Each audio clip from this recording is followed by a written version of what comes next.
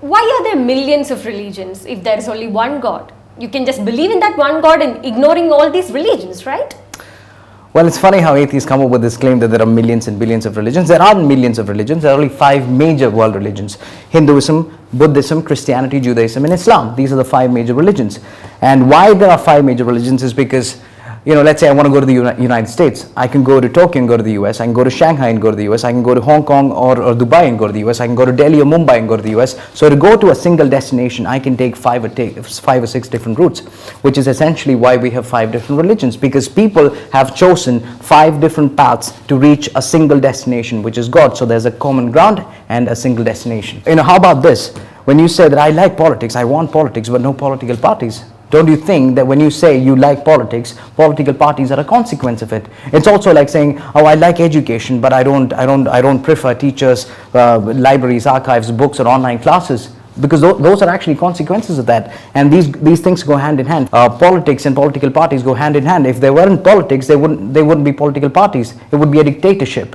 So that's the difference that we need to understand. These go hand in hand, and one cannot exist without the other. Plus, I know a lot of people of faith saying this as well. I used to think of it the same way. I thought it was better to have a God and get rid of all the religions. But the problem is, what we fail to understand is, when you have faith, when you have faith, there will be religions. And religions, if it weren't for religions, there wouldn't be faith-based teachings, there wouldn't be faith-based scriptures, there wouldn't be faith-based debates, there wouldn't be faith-based discussions, there wouldn't be faith-based rituals, there wouldn't be faith-based prayers. So what would die down is actually faith itself. Why do the people of faith live in constant fear of God? How do you define fear? Because atheists, when they say that people of faith are living in constant fear, and that restricts them, okay, you need to be liberated out of this fear. This is what they say. I don't think that's true at all if you look at the statistics, because there are plenty of people of faith out there who are doctors, engineers, chartered accountants, diplomats, scientists, teachers, nurses, with all kinds of professions. Nothing seems to be restricting them. In fact, most of these professions actually require morals, values, and faith to go ahead. If you're a scientist, you require faith the most, and faith and hope the most, because you're constantly trying to experiment with something, hoping that it would turn out to be true. Look, this is my question to atheists who say this. If you have an atheist who has a family, a wife and kids, and if he goes to work every day, he has to travel far, he's alone, or probably with his office mates, doesn't he have the opportunity to cheat on his wife every single day? Does he do that? If he doesn't do that, does he not do that because of the fear of his wife or the love of his wife? When he comes back home every day, he has the opportunity to lie to his kids. He wouldn't do that. Why? When he comes back home, if he has old parents or grandparents, why is it that he doesn't throw them away of the house even when they demand love, attention, and concern? Because it's really hard when you come back home after a long day's work and you have really old grandparents. They're very demanding. They demand attention, love, care, and concern. But you keep them, you treat them, you support them. Why? Is it because of the fear of them or the love of them? So what atheists fail to understand is that people of faith have a relationship with God just as you have a relationship with your father, or someone else has a relationship with their mother or their wife. So that is a relation, that's a commitment. And when you make fun of someone because they abstain from drinking or smoking or wearing a certain cloth, I don't think that's tolerance. I believe that's a lack of tolerance. But science is an undeniable fact, right? How would you define a fact? I'm sorry for questioning you so much, but how would you define a fact? A fact is something in which we can believe without doubt, because it's true, it's it doesn't universal. change. Yes. It doesn't change. It is definite. Yes. If science was a fact, why is it that when you went to school, you learned that there were 5 oceans and I learned there were 4? Why is it that when I went to school, I learned there were 9 planets, and you learn, or children today learn, that there are 8 planets? Why is it that till 1980 people thought that ulcer was caused by stress and spicy food, and today people believe it's because of a bacteria? That's because science is not a fact. It is a tool. It is a very powerful tool that we all need as much as we need faith, but it's not something that we can totally rely on. Yes, science helps quantify a lot of things. It helps learn the biology of the human body, the chemistry of gases, the physics of the galaxies. It helps you quantify mass, force, speed, all of that. But there are things in life that cannot be quantified. Faith, trust, compassion, endurance, patience, love. None of these things can be quantified. And as I said before, none of these things are taught in a geography class or a mathematics class or a science class, which is why we need science, but we need morality and faith to go with it. But many scientists that I talk to do not accept your claims. All right. Do you watch football? Yes. Do you like football? Yes. Who's your favorite player? Cristiano Ronaldo. Okay. So if you had a doubt about your game plan, or your defense in football, and if you had the opportunity to make a clarification, would you go to Cristiano Ronaldo, or someone like Lionel Messi, or the late Diego Maradona, or a club football player? An international player. You would go to an international player, to the greatest of all time. That's my approach towards faith. Because when I look at history, I see that the greatest scientists of all time who have made the greatest breakthroughs in the history of science, people like Albert Einstein, who've come up with an equation that we all admire even today, has openly said that he believes in God. In fact, he's made a statement that all his 30 years of work that led to the creation of the equation that we admire was because of his belief in God. Isaac Newton has explicitly stated that he believes in God and he loves the Bible. There are accounts of it available online. Kepler, Boyle, Pascal, Galileo, all of these scientists believed in God. Clerk Maxwell believed in God. Aristotle, the founder of logic himself, openly stated that he believes in the creator of the cosmos. He believed in a God. So when you have the greatest scientists of all time telling you that there is a God, who else would you want to listen to? The Bible is an archaic book that was written thousands of years ago, and most of it doesn't make sense. So, is it even worth reading? Well, listen, the Bible is a compilation of three things. Okay, there are accounts of the past, there are prophecies for the future, and there are guidelines for our daily life. Okay, so when you look at the accounts of the past, those are things that happened 2,000 years back. So why a lot of youngsters find it illogical, or why they say that it defies common sense, is because of this. Imagine telling a 15-year-old kid or a 10-year-old kid today that the phones that we used to use, even your age, had a rotary dial and a wire attached to it. What would the youngsters think? What? They would find it crazy. That's the difference. And today we can, to search information, all we need to do is take and search it up on Google. Back in the day, people had to go to libraries and they had index cards to locate information. That has changed. So when we are actually finding things that happened 20 years back amusing or illogical, what about things that happened 2,000 years back that were definitely found illogical? But that doesn't invalidate the truth that is written in the Bible. As far as I'm concerned, on a personal level, what I follow are the guidelines of the Bible. And interestingly, me being a corporate trainer, I know a lot of people who come to me for motivational training.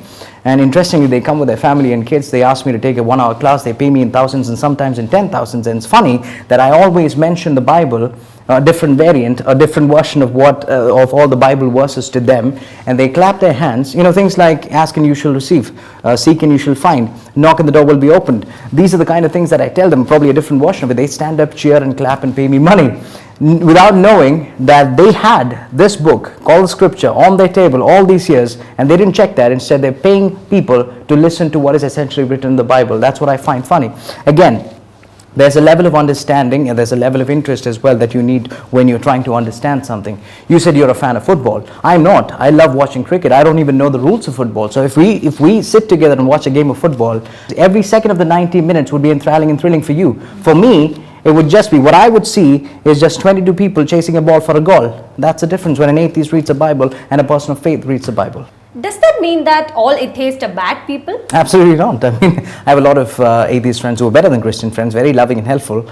But here's the thing, when we take examples of atheists today, we forget the fact that they're all first generation atheists. We don't have a large sample or a large population of second or third generation atheists today who are born and raised in atheists, who are born to atheist parents and grandparents. We don't have such a population to do a proper analysis on. All the people that today, all the atheists of today are actually people who were born to either Christian, Muslim, Jewish or Hindu families.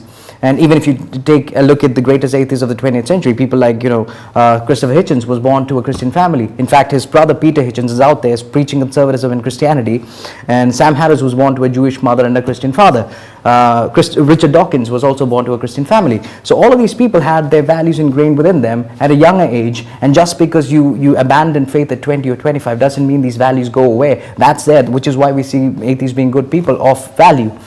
And what I think they should understand, anybody who says that, there are atheists who are good people, yes, there are atheists who are good people, but we'll have to wait for another generation where people are born and raised as an atheist of no value, of no moral, saying that there is no God. See, why I say that you have to believe in a God is because it actually grounds you, okay?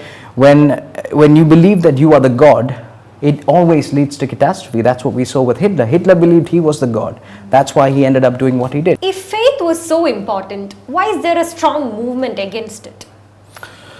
Well, I wouldn't say it's an evident movement, but you're right, there is a movement. If you look at social media, if you look at mass media, all the mainstream media outlets out there do not represent faith as much as they used to be or used to do.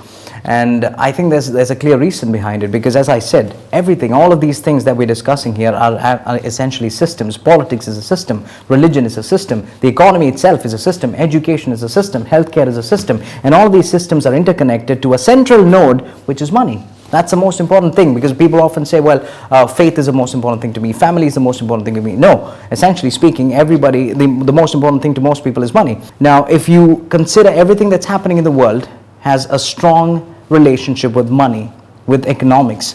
So we have wants, okay, I would classify that into three different categories. We have needs, wants, and restricted wants. Right? So what did businesses try to fulfill back in the day, maybe hundreds of 200 years back when they initially started off business, or after the Industrial Revolution? They tried to fulfill your needs, food, clothing, water, a roof over your head, something to travel on. So these are the kind of things that they try to fulfill, and it reached a saturation point at a later stage, after which they decided to create wants, because you were done with the needs.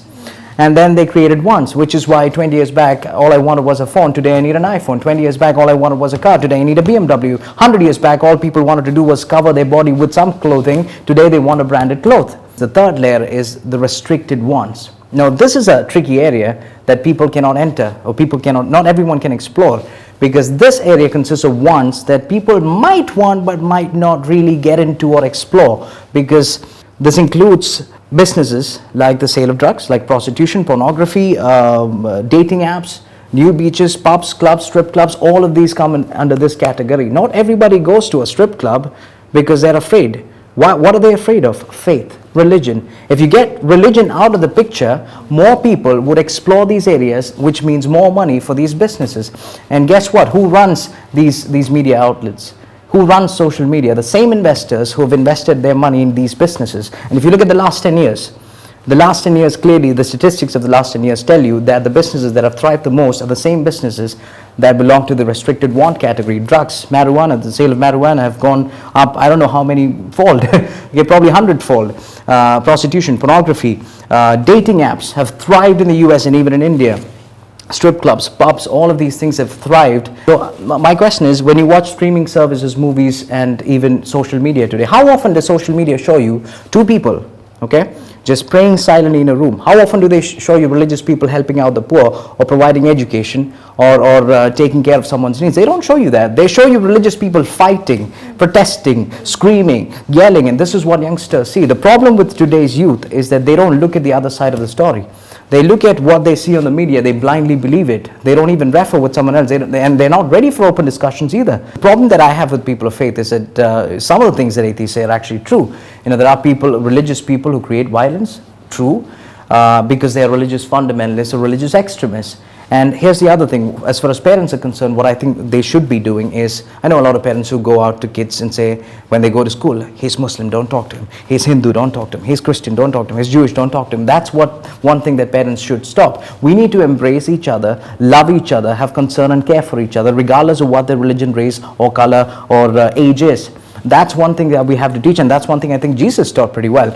Unfortunately, today, religion is being used as a tool by political powerhouses to divide you, and we're not able to understand that. Most people out there, even of faith, they don't understand that religion is being used as a tool. Look at India. India got divided because of religion, but it wasn't divided by religion. It was divided by political powerhouses who wanted power, and that's why they use religion, which is one of the most powerful tools, to divide people. And I think that's what we need to understand as people of faith.